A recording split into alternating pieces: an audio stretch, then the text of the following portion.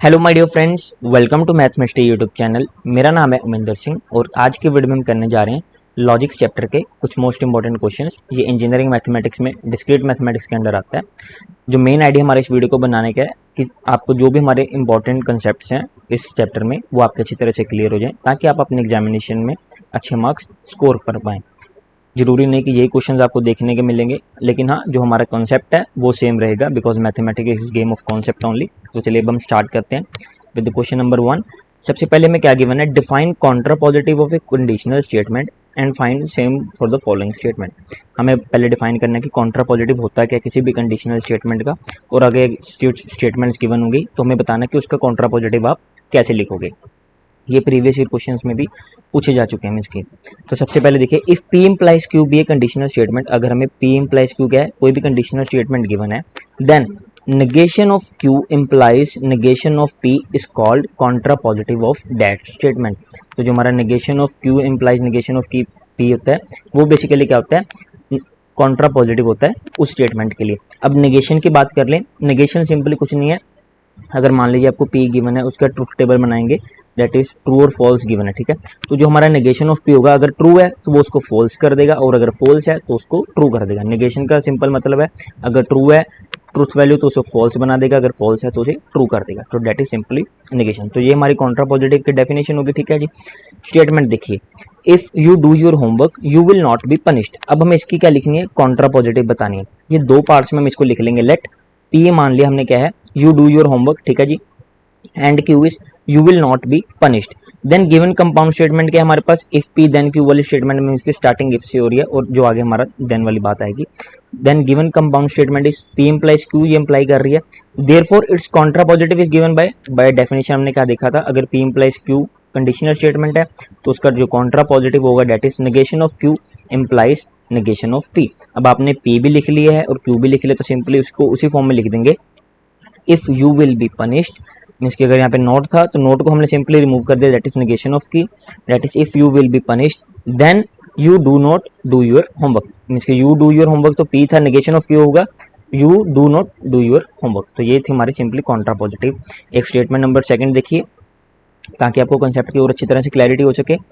If it snows tonight, अगर आज रात को बर्फबारी होती है, if it snows tonight then I will stay at home, ठीक है जी। तो ये हमें कंडीशनल स्टेटमेंट गिवन है, इफ P देन Q वाली।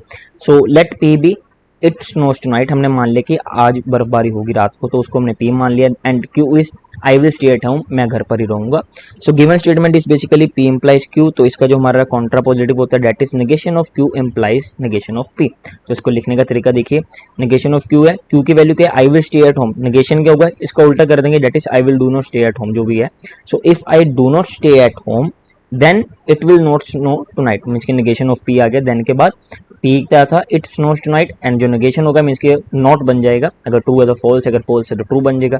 इट स्नोज टुनाइट बर्फबारी होगी, नेगेशन ऑफ P उसका उल्टा बर्फबारी नहीं होगी, so it will not snow tonight. तो ये था हमारा कॉन्ट्रा पॉजिटिव का कंसेप्ट।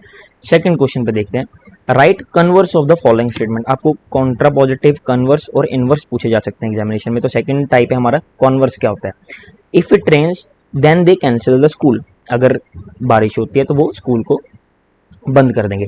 तो सबसे पहले let P be it rains, ठीक है जी, and Q is they cancel the school. Same वही कॉन्ट्रा पॉजिटिव वाला कंसेप्ट है, अगर P इम्प्लाइज Q भी कंडीशनल स्टेटमेंट है, लेकिन जो कन्वर्स होता है उस स्टेट में तो वो होता है हमारा Q इम्प्लाइज P।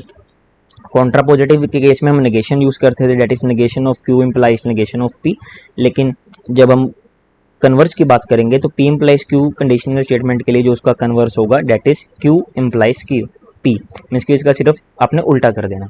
तो अब हमने ऊपर दो टर्म्स लिख ली थी P और Q, तो इसका कन्वर्स कैसे लिखेंगे, Q इम्प्लाइज P मीन्स कि if they cancel school then it rains. तो सिंपली ये क्या हो गया, हमारा इसका कन्वर्स हो गया। Third one is inverse of the following statement, हमें बताना है इसका इनवर्स क्या होगा। सेम स्टेटमेंट है, if it rains then they cancel the school. अब हम मान लिया P हमारे पास कोई भी स्टेटमेंट है, इट रेन्स है, and Q is they cancel the school. तो ये हमने दो स्टेटमेंट मान लिए, ठीक है जी। गिवन स्टेटमेंट क्या है हमारी, P इम्प्लाइज Q मीन्स कि अगर रेन होगी तो वो हम स्कूल को बंद कर देंगे। इसका इनवर्स लिखना है, तो अगर P इम्प्लाइज Q कोई भी कंडीशनल स्टेटमेंट है तो उस केस में उसका जो इनवर्स होता है that is negation of P implies negation of Q। So negation of P implies negation of Q is, इसका इनवर्स होगा, तो इसका इनवर्स लिखेंगे ऊपर वाली स्टेटमेंट का। If it rains then they cancel school, that is negation of P, P क्या था, इट रेन्स मींस की नेगेशन क्या होगा इसका उल्टा, it do, if it does not rain, यहाँ पे लिखा हमने if it does not rain means की नॉट आ जाएगा उसके बीच में नेगेशन के केस में, ठीक है जी। If it does not rain then, अब आगे क्या है, implies negation of Q, Q क्या था, they cancel the school, तो negation लग गया मींस कि नॉट लगा देंगे, that is they do not cancel the school. If it does not rain then they do not cancel school. बस आपको तीन बातें यहाँ पे ध्यान रखनी है, कौन कौन सी, सबसे पहले आता है inverse, that is negation of P implies negation of Q, then is converse, that is Q implies P, means कि अगर P implies Q कोई भी कंडीशनल स्टेटमेंट है तो उसका कन्वर्स होगा Q implies P, and then is contrapositive, अगर P implies Q कोई भी स्टेटमेंट है तो उसका कॉन्ट्रा पॉजिटिव होता है, negation of Q implies negation of P. So I hope converse, inverse and contra positive are clear to you now. तो आगे बढ़ते हैं अब हम।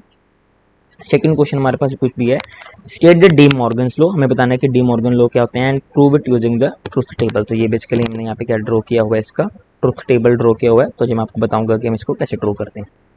यहाँ पर देखिए, let A and B be two non empty sets, तो उस केस में जो हमारा डी मॉर्गन लॉ होता है वो होता है ए यूनियन बी का whole complement is equal to A complement intersection B complement, ठीक है जी। And second one is A intersection B complement is equal to A complement union B complement, means कि जैसे ही ये कॉम्प्लीमेंट अंदर जाएगा and और में चेंज हो जाएगा और एंड में चेंज हो जाएगा, मींस कि ट्रू है तो फॉल्स बन जाएगा, फॉल्स है तो ट्रू बन जाएगा, ये इसका इम्प्लीकेशन है। अब ट्रुथ टेबल से इसको हम वेरीफाई करते हैं, मैं से पार्ट 1 आपको करके दिखाऊंगा यहाँ पे नीचे, पार्ट 2 आप इजीली खुद भी करके देख सकते हो, बिकॉज ट्रुथ टेबल बनाना बहुत ही सिंपल है। Let's suppose A and B हमारे पास दो क्या है, नॉन एम्प्टी सेट्स हैं, तो यहाँ पे सिंपली मैंने उनको ट्रुथ वैल्यू साइन कर दी, ए के लिए true true false false and B के लिए ट्रू फॉल्स ट्रू फॉल्स, ठीक है जी। A union B, A union B means कि यहाँ पर इसका मतलब है बेसिकली और स्टेटमेंट हम यहाँ पे क्या कर रहे हैं, यूज कर रहे हैं, ठीक है जी। अगर और स्टेटमेंट हम यहाँ पे यूज कर रहे हैं तो अगर कोई भी वैल्यू ट्रू है, यहाँ पर कोई भी वैल्यू ट्रू है, एक भी वैल्यू ट्रू होगी ना ए और बी में से, तो वो सारी वैल्यूज को ट्रू बना देगा। जैसे कि ए की वैल्यू ए यूनियन बी है, मींस कि ए भी ट्रू है बी भी ट्रू है तो ट्रू आएगा। यहाँ पे एक भी ट्रू है, ए ट्रू है बी फॉल्स है लेकिन ए ट्रू था तो ट्रू बन जाएगा। ए फॉल्स है बी ट्रू है लेकिन एक भी ट्रू है तो वो ट्रू बनाएगा। अगर दोनों ही फॉल्स हैं तो डेट मीन्स वहाँ पर क्या आ जाएगा, फॉल्स आ जाएगा।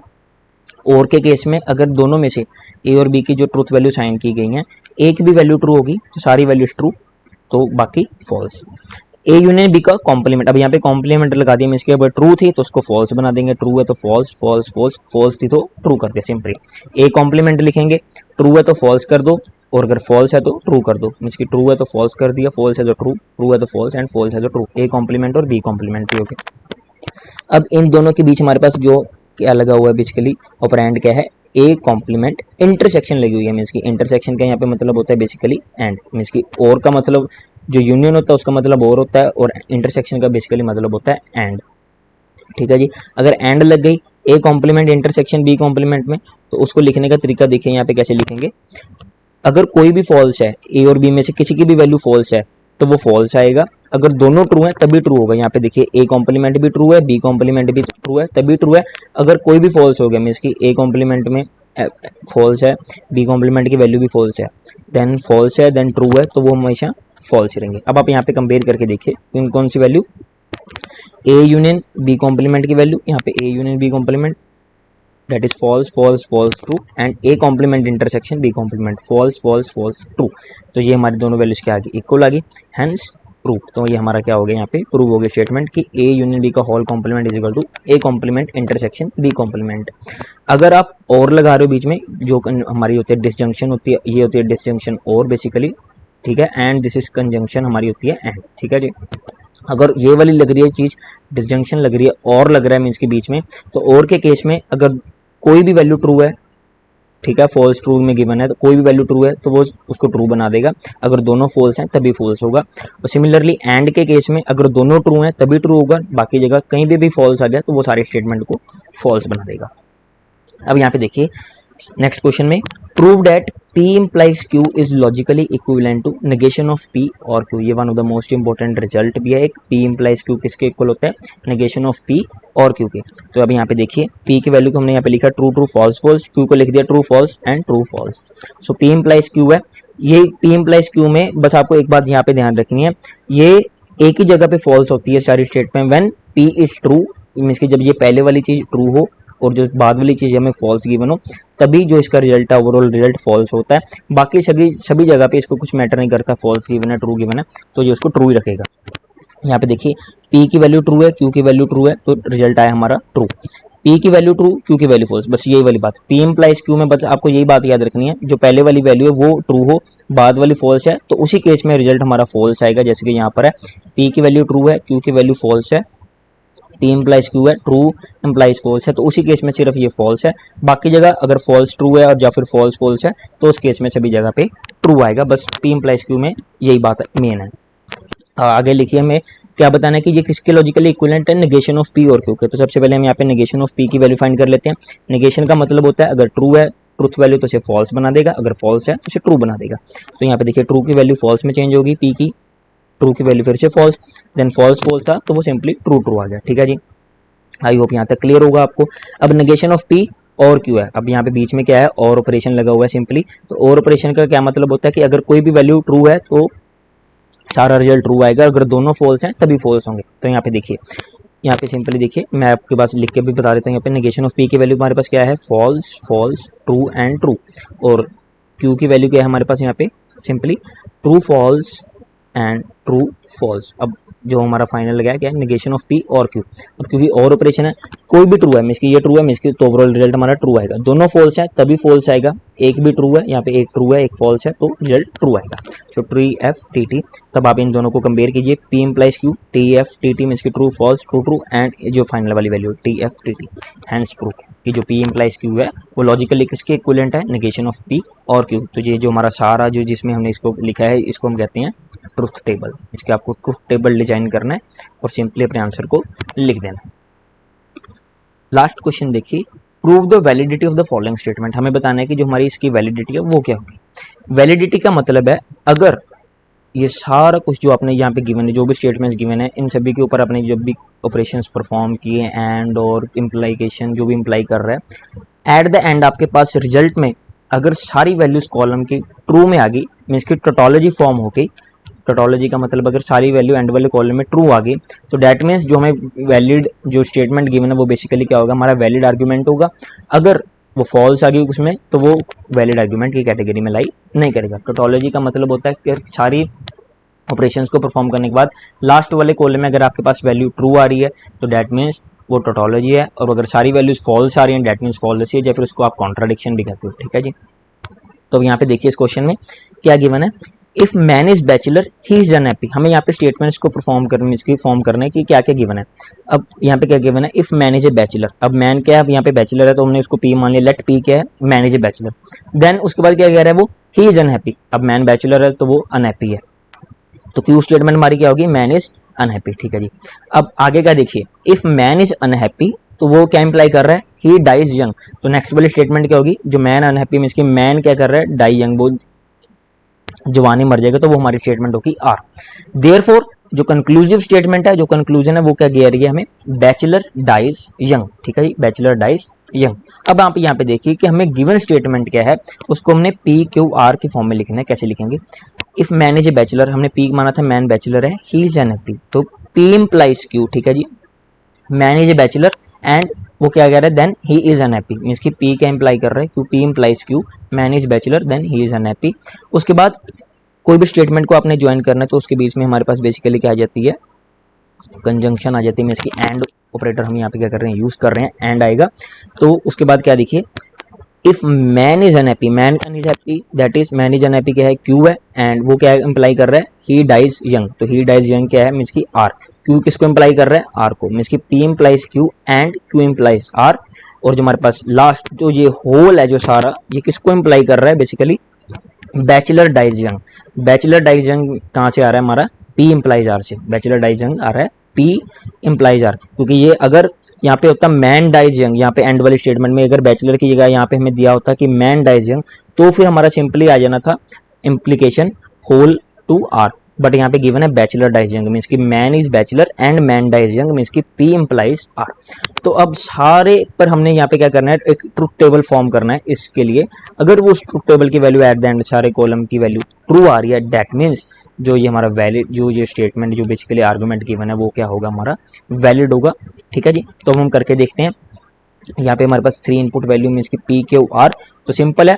अगर 3 इनपुट वैल्यू है तो उसके लिए ट्रूथ टेबल कैसे बनेगा, देखिए पी के लिए हम पहले सबसे पहले 4 बार ट्रू वैल्यू ले लेंगे, देन उसके बाद 4 टाइम्स फॉल्स, क्यू के लिए 2 बारी ट्रू 2 बारी फॉल्स 2 बारी ट्रू एंड 2 बारी फॉल्स, एंड आर के लिए 1 बारी ट्रू 1 बारी फॉल्स 1 बारी ट्रू 1 बारी फॉल्स 1 बारी ट्रू 1 बारी फॉल्स एंड सो ऑन।